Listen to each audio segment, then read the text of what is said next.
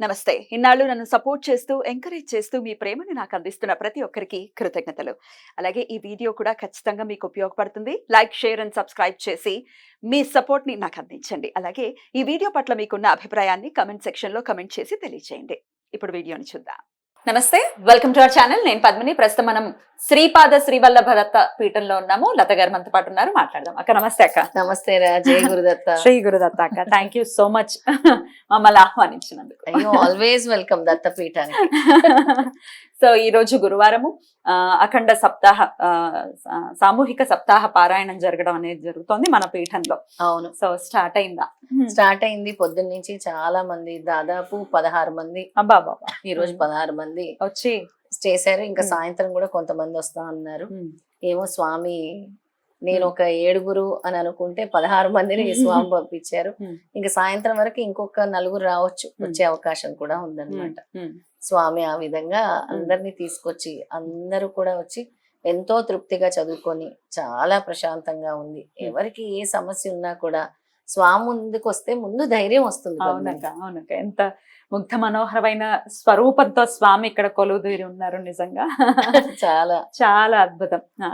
అసలు ఈ దత్త పారాయణం, దత్త చరిత్ర పారాయణం ఇట్లా సామూహికంగా చేయించడానికి గల కారణం ఏంటి? ఇలా మీరు చాలా పర్యాయాలు చేయించారు ఆల్రెడీ, ఇప్పుడు స్వయంగా మీ పీఠంలోనే, మీ ఇంట్లోనే చేయిస్తున్నారు. ఏంటి దీని వెనకాల ఉన్నటువంటి కారణం? ఈ అఖండ సప్తాహము అంటే స్వామికి ఎంత ఇష్టం అంటే అక్కడే ఉంటారు ఆయన. ఇంకా ఈ 7 రోజులు కూడా భిక్ష స్వీకరించడానికి స్వామి వస్తారు, ఏదో ఒక రూపంలో వస్తారు. అందుకే ఈ 7 రోజులు కూడా ఎవరు వచ్చినా కూడా భోజనాలు పెట్టే పంపించాలని నేను నిర్ణయించుకున్నాను. స్వామి ఏ రూపంలో వస్తారో తెలియదు. ఇందాక చిన్న పిల్లలు కూడా వచ్చారు. ఏ రూపంలో వస్తారో కూడా తెలియదు అనమాట స్వామి. అందుకే గోవు రూపంలో, మనుష్య రూపంలో, నేను ఎప్పుడు చెప్తూ ఉంటాను కదా, అలాగే భైరవుడి రూపంలో, కాకి రూపంలో కూడా రావచ్చు స్వామి. అందుకే ఈ 7 రోజులు ఏంటంటే స్వామి ఇక్కడ నివాసం ఉంటారు. ఈ పీఠంలో ఆల్రెడీ స్వామి ఉన్నారు. ఇంకా దివ్య తేజస్సుతో ఆయన అంటారు ప్రాణశక్తి ఇక్కడి నుంచే ఉద్భవిస్తుంది అంటారు. అలాంటి ప్రాణశక్తి అనేది ఇక్కడ ట్రాన్స్ఫర్మేషన్ అనేది స్టార్ట్ అవుతుంది అనమాట.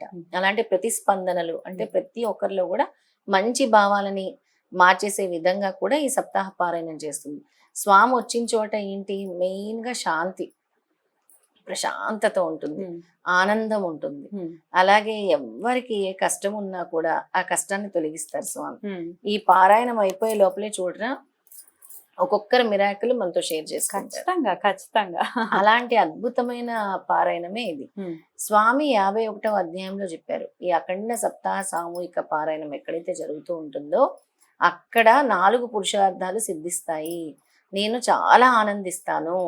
ఆయన పదే పదే చెప్తుంటారు. ఆయనకు సంతోషం అన్నమాట ఎక్కువ. అంటే మనం ఒక్కరిమే చదివితే చాలా తక్కువ పవర్, ఇంతమంది కలిసి చదువుతుంటే ఆ ఎనర్జీ అనేది అత్యద్భుతంగా ఉంటుంది. ఆ ఓరా అనేది సైంటిఫిక్ గా మనం తీసుకుంటే ఆ పాజిటివ్ ఎనర్జీ అనేది, ఎవరి పవర్ ఎలా ఉంటుందో మనకు తెలియదు కదా. ఒకళ్ళ నుంచి ఒకరికి పాజిటివ్ ఎనర్జీ డెఫినెట్ గా అది ఆకర్షింపబడుతుంది. అలాగే స్వామి దగ్గరకు వస్తే నెగటివ్ అనేది పటాపంచలు అయిపోతుంది. అసలు ఇక్కడికి వచ్చిన తర్వాత శక్తి లేని వాళ్ళకి కూడా శక్తి ఎలా వస్తుందో తెలియదు. అలాంటి శక్తి స్వామి కల్పిస్తారు. ఇక ఆయన రూపం చూస్తే చాలు పద్మిని, అసలు ఆయన రూపాన్ని గనక మనం అలా చూస్తూ 5 నిమిషాలు కూర్చున్నాం అనుకో, అసలు చాలా ప్రశాంతత వచ్చేస్తుంది. ఇంకెంతసేపు చూసినా కూడా సమయం తెలియదు అనమాట. పొద్దున్న వచ్చిన వాళ్ళు ఒక 3 గంటల వరకు కూడా కూర్చొని వెళ్ళారు అని అంటే వాళ్ళకి కదలాలని లేదు, కానీ ఇంకా వెళ్ళాలి కదా వాళ్ళ ఇంటికి.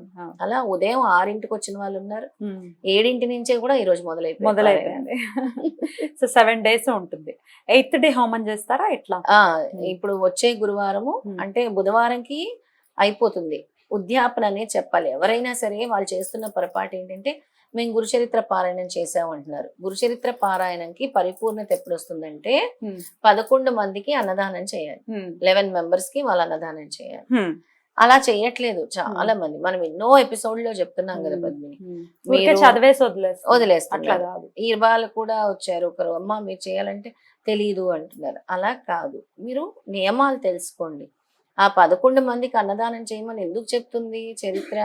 ఆ 11 మందిలో దత్తాత్రేయ స్వామి వచ్చి మీ భిక్ష స్వీకరించాలి, అప్పుడు మీకు ఆ చదువుకున్న ఫలితాన్ని స్వామి ఇస్తారు. ఖచ్చితంగా. ఎప్పుడు నుంచో కూడా స్వామి ఏం చెప్తున్నారు, ఇప్పటికీ ఎప్పటికీ ఇక ముందు కూడా నేను ఉంటాను, ఉమ్. ఈ సృష్టిలో నేను ఉంటాను, అంతే కదా. నేను ఉంటాను. ఈ పారాయణం చేసే వాళ్ళకి కళల రూపంలో కర్మలు తొలగిస్తారు, కరెక్ట్ గా గురువు ఎవరో చూపిస్తారు, కరెక్ట్ గా వాళ్ళ పరిష్కారానికి మార్గాన్ని చూపిస్తారు. ఉమ్. అది ఈ పారాయణం యొక్క మహిమ, మహిమ. గ్రంథ మహత్యము. సో 11 మందికి అన్నదానం అంటే అది పేదలకు అవ్వచ్చు, అలా కూడానా? ఏదైనా- ఎవరికైనా ఉమ్. అవ్వచ్చు, ఉమ్. పేదలకు అవ్వచ్చు, గుళ్ళో అవ్వచ్చు, ఉమ్. వాళ్ళ చేతులతో వండుకొని తీసుకొచ్చి చేయొచ్చు అన్నదానము. ఉమ్. ఏ విధంగా ఉమ్. ఎక్కువ అనాథులకు చేస్తే అనాథ- మంచిది. ఖచ్చితంగా. అనాథులకు చేయొచ్చు, ఉమ్. ఏ రూపంలోనైనా. కానీ అందరూ కోరుకోవాల్సింది ఏంటి అని అంటే, స్వామి వచ్చి మా భిక్ష స్వీకరించాలి. స్వామి, ఆ 11 మందిలో మీరు వచ్చి మా భిక్ష స్వీకరించాలి. ఉమ్. మాకు తెలియదు ఏ రూపంలోనైనా మీరు రావాలి. ఉమ్. కానీ అసలు మీరు అడగందే స్వామి ఎందుకు వస్తారు, ఎందుకు స్వీకరిస్తారు? అవును. నీ మనసులో ఆ భావనే లేనప్పుడు ఉమ్. అసలు ఎందుకు వస్తారు? ఉమ్. కరెక్ట్. అది కరెక్ట్. ఇంకోటి ఏంటంటే, ముఖ్యంగా ప్రతి ఒక్కరి జీవితంలో కూడా పద్మిని, అందరూ కూడా చాలా మంది మాకు అలా జరిగింది, ఇలా జరిగింది అని పాస్ట్ లోనే ఉండిపోతారు. ఎలా అంటే వాళ్ళను negatives. ఉమ్. వాళ్ళు నన్ను Bad మోసం instance. చేశారు, ఉమ్. లేదా నా డబ్బు పోయింది, లేదా వాళ్ళు నన్ను తిట్టారు, దూషించారు, ఉమ్. ఆ లేదా నలుగురు రకరకాలు వాళ్ళు నా మీద చెప్పుకుంటున్నారేమో. ఇవన్నీ మీకు ఎందుకు? ఉమ్. స్వామి దగ్గరికి వస్తే వచ్చే ట్రాన్స్ఫర్మేషన్ ఏంటి తెలుసా? ఇవన్నీ మనసులోకి రానివ్వరు. ఉమ్. నీకు దేనితోని సంబంధం లేదు. నువ్వు ఈ భూమి మీదకి ఎలా వచ్చావు? ఒంటరిగా వచ్చావు. ఇప్పుడు వీళ్ళందరూ నీకేమైనా నువ్వు పుట్టినప్పటి నుంచి పరిచయమా? లేదు. ఇదంతా నీ ప్రయాణంలో వస్తున్నటువంటి వాళ్ళు. నీ స్నేహితులు అవ్వచ్చు, నీ శత్రువులు అవ్వచ్చు, ఆ. నీ కుటుంబీకులు అవ్వచ్చు, ఎవరైనా అవ్వచ్చు. ఉమ్. ఎవరి వల్లనైనా నువ్వు హర్ట్ అయినా కూడా అంతెందుకు, చాలా మంది డైవర్స్లు అయ్యాయని బాధపడుతూ ఉంటారు. ఉమ్. మేము ఎంతో జీవితం కలలుగన్నాము, డైవర్స్ అయిపోయింది, లేదా మేము ఎంతో నమ్మకంతో పెళ్లిళ్ళు చేసుకున్నాము, ఇలా జరిగింది మోసం అని చేస్తారు. చాలా చింతిస్తారు. మోసం చేశారు, నా జీవితం ఇలా అయిపోయింది. స్వామి దగ్గరికి వస్తే ఏంటంటే, అది నీ ప్రారబ్ధ కర్మ, అక్కడికి అది అయింది, అది నువ్వు ఊహించలేదు, అది నీ జన్మలో అలా జరిగిందంటే డెస్టినీ. ఆ కర్మని పోగొట్టుకునే విధానం వెతుక్కోండి. ఉమ్. అందరూ కూడా ఆ కర్మని పోగొట్టుకునే విధానం కోసం వెతకట్లేదు, అక్కడే స్టక్ అయిపోతున్నారు. మా జీవితం ఇలా అయిపోయింది, నా పెళ్లి ఇలా అయిపోయింది, Yeah. లేదా నాకు పిల్లలు పుట్టడం లేదు, ఉమ్. లేదా నాకు పిల్లలు పుట్టడం లేదు, ఉమ్. లేదా నా ఆరోగ్యం ఇంతే, నేను ఇంతే, అక్కడికక్కడ స్టక్ అయిపోతున్నారు. వదిలేయాలి, వదిలేసేయాలి, స్వామికి వదిలేయాలి. ఉమ్. స్వామికి వదిలేసేయండి. ఉమ్. మీరు అక్కడ కూర్చుంటే ఏమీ జరగదు, ఉమ్. ఇంకా నెగిటివిటీని మీరు అట్రాక్ట్ చేస్తారు. ఉమ్. దుఃఖం దుఃఖాన్ని తీసుకొస్తుంది, ఉమ్. ఆనందం ఆనందాన్ని తీసుకొస్తుంది, Hmm. మనశ్శాంతి మనశ్శాంతిని తీసుకొస్తుంది. అది నేను చెప్పిన పదాలు కాదు, స్వామి చెప్పిన పదాలు. ఉమ్.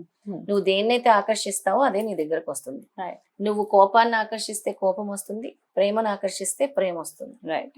అదే, అది స్వామి చెప్పిన మాట. ఖచ్చితంగా ఖచ్చితంగా. సో చక్కగా ఇక్కడ కూడా జరుగుతోంది అఖండ సప్తాహ సామూహిక పారాయణం. ఒకవేళ ఇప్పుడు ఈ వీడియో చూసి మేము వచ్చి దర్శనం చేసుకుని, అలాగే అఖండ దీపం పెట్టారు కదా అక్క, అవును, అక్కడ అఖండ జ్యోతి దీపం. ఇక్కడ ఉంది, అక్కడ జ్యోతి దాన్ని కూడా ఉంది. ఒకసారి మనం చూపిద్దాం.